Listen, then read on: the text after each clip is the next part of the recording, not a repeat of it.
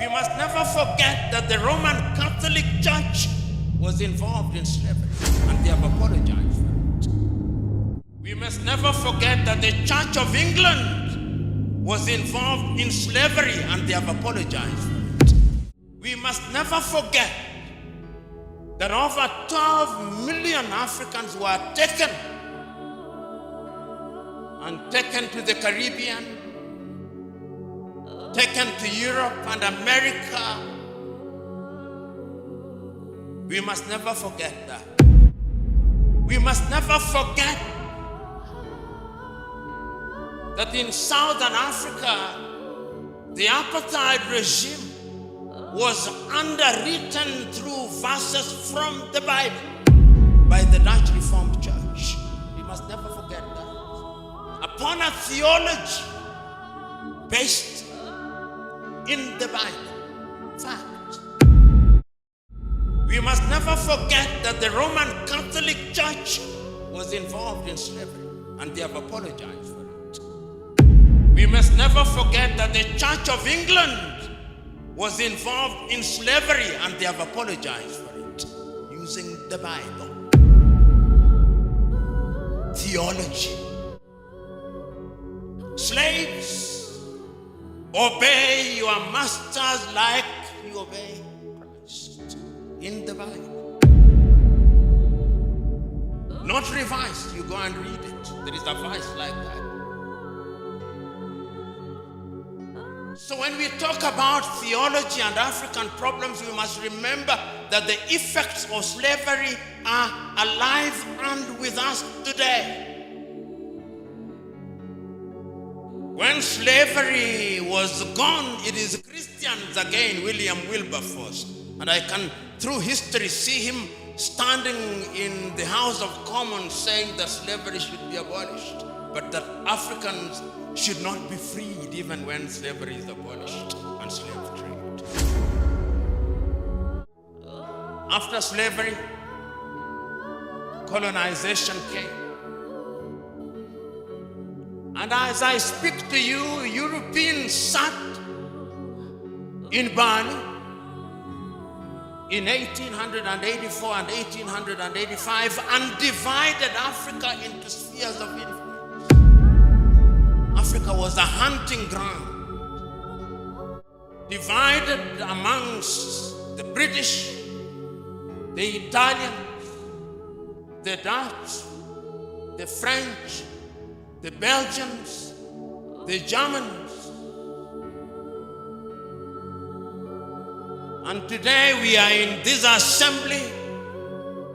I'm using English language which was imposed on us. And those of you who come from English-speaking countries, you referred to as Anglophone.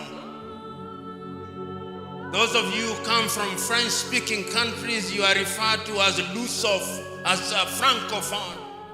And those from Portuguese are referred to as Lusophone. Soon there'll be Sinophone. We don't speak Yoruba. I'm not speaking Yoruba. I'm not speaking Kiswahili. There is no Kiswahili interpreter here. There are only French and Portuguese and English. Part of the African problem. We are confused. When my friend resisted their being called a perfect Frenchman, I could understand his anger. Because the colonial project was a dehumanizing and humiliating process. And religion and theology were at the heart of it. That is why when the European colonizer, we used to be taught in school that the flag followed the cross. I went to Zanzibar, and a young man was taking me through the dungeons, and he showed me there was the school where they taught Africans that they may use them in their labor. There is the church that they touch their spirit, that they may be spiritually confused. And there is the hospital where they treated them that they may use them as labor. I'd never heard such interpretation. That is why when theology came, we were told that in order to be a Christian, you must be John or James or Joel. You cannot be Taiwo, no. That is not a Christian name. Christian name must be John, Joseph. Who said? Whose theology is it? Who said that in order to be a Christian, you must be John? Who said it? That is jaundiced theology. That is racist theology. Because when you want to change a person, you give him your name. Those of you who have watched Roots will know this. Alex Haley's Roots.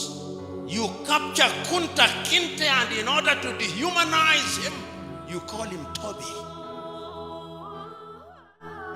That is also theology. So, African problem is also colonization. So as we speak now, there are Nigerians here. There are Ghanaians here. There are Congolese, Democratic Republic of Congo, and then there is Congo, named after Ferdinand de Brazza, called Brazzaville. I look forward to the day they change Brazzaville's name. At least they changed Leopoldville into Kinshasa.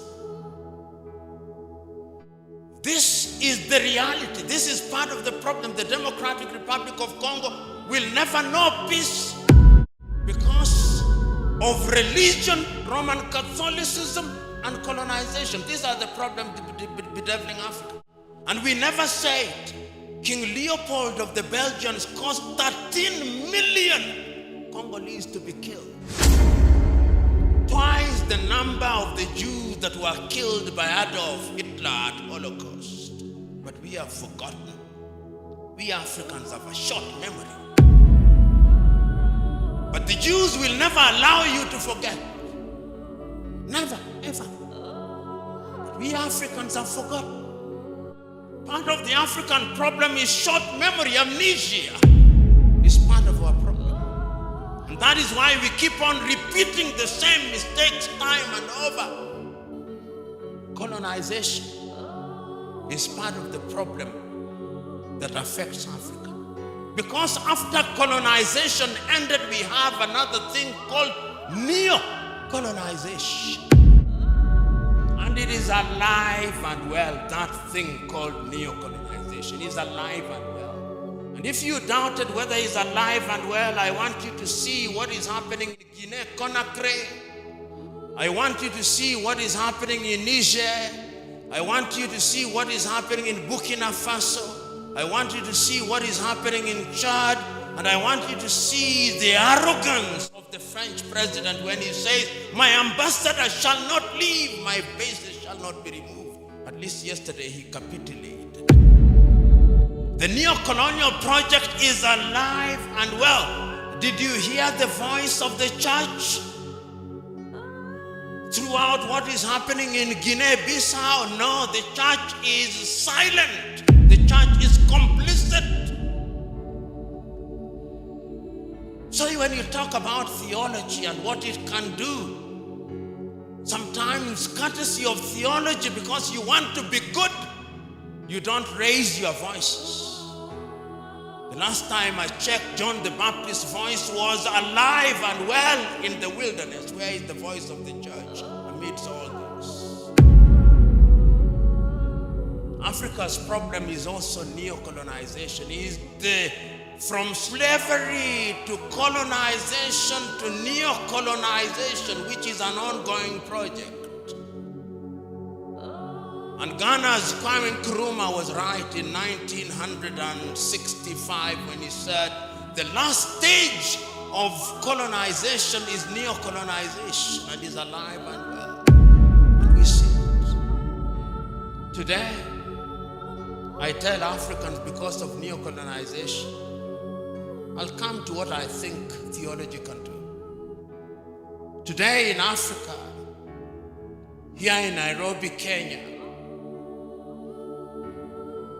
If you want to buy something from a supermarket, you go to Carrefour, which is French. You want to buy fuel, you go to Total Energies or Rubies, which is French. You want to have your pizza, which is made by Kentucky Fried Chicken, which is American. You have it carried by Glovo, which is Spanish. If you want to have security, you have it by G4S, which is British. If you want your home guarded, it's guarded by KK, which is Gardewald from Quebec. If you want to have chicken, it's Kentucky Fried Chicken. If you want your airports managed, it's Swissport from Switzerland. That is the state of Africa. Consuming what we do not produce and producing what we do not consume. Just look at it. That is it. And when you are in that state, you are a slave. When you are in that state, you are dehumanized. When you are in that state, you are not behaving as if you are made in the image of God. If you run across Africa, there is no shortage of organizations which are designed to debilitate Africa. Through NGOs, USAID. Right now they are busy dropping food in Sudan and Somalia. UK, Danida, GIZ. There is no shortage of them, and Kwame was right again. The colonialist comes under different guises. Where all the African news is shown. Stay tuned for Black history, society, and culture. Want to be entertained with more Black trivia and much more facts? Well, this is a place to go. Hey, did you know the first computer was made by a Black person? No, I didn't know. Where'd you find out? Congoli Solo, where you can find more information like this and much more.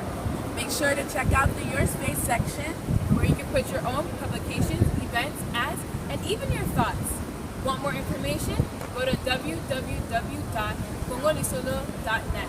Congoli Solo forever.